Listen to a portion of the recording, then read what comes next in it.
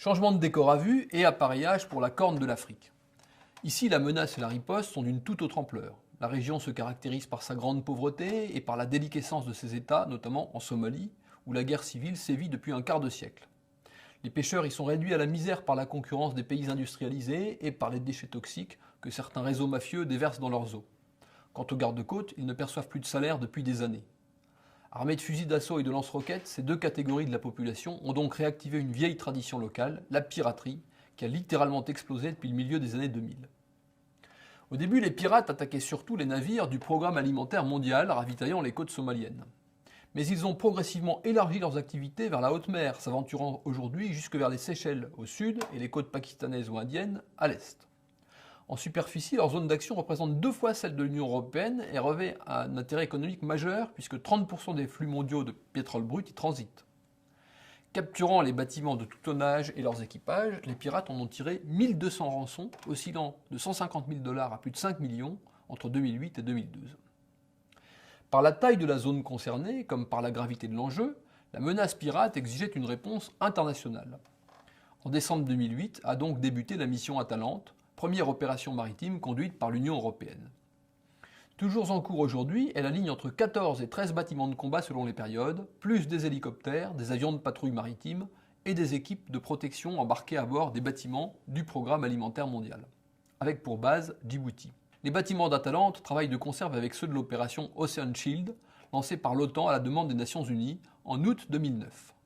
D'autres nations participent à la lutte contre la piraterie, dont la Russie, l'Inde et la Chine. Même si l'armement des pirates et la nature de leur activité impliquent un niveau de violence plus haut que celui déployé en Guyane, de nombreuses contraintes éthiques, juridiques et médiatiques pèsent sur la conduite des opérations. Tout d'abord, la libération des otages implique des risques qui doivent être pesés au plus juste. On se souvient de l'émotion soulevée par la mort d'un skipper lors de l'assaut donné par les nageurs de combat français au voilier Tanit le 10 avril 2009. Mais l'alternative aurait été de laisser les pirates ramener le bâtiment en Somalie, avec tous les risques qu'impliquait pour les otages la détention dans cette zone chaotique. Plusieurs dizaines de marins raflés en mer y ont d'ailleurs péri. D'autre part, comme en Guyane, il faut réunir des preuves formelles pour traduire les pirates devant des tribunaux et les condamner à des peines réellement dissuasives. Se pose enfin la question de la poursuite des pirates dans les eaux territoriales somaliennes, voire à terre, qui est juridiquement très encadrée. Nonobstant ces difficultés, l'effort de lutte contre la piraterie consenti par la communauté internationale semble porter ses fruits, puisque le nombre des otages aux mains des pirates somaliens est tombé de plus de 700 en 2010 à 49 seulement en 2013.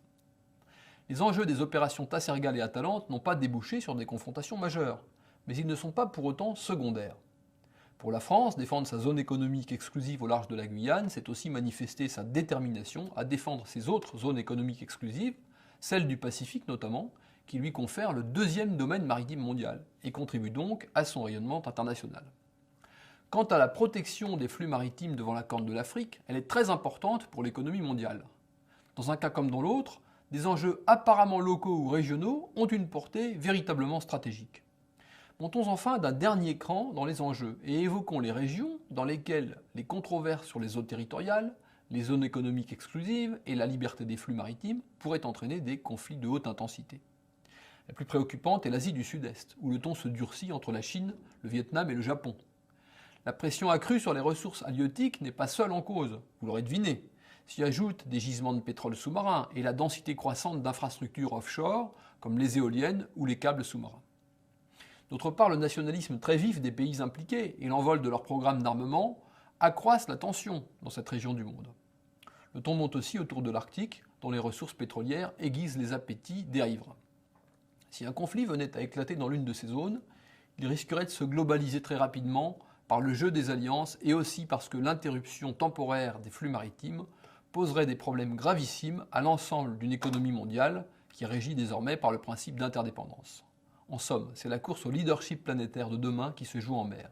Pour des raisons économiques certes, mais aussi stratégiques et même symboliques, la puissance maritime a toujours été considérée comme une composante majeure de la puissance tout court. Et cette tendance explique largement la maritimisation frénétique des puissances émergentes.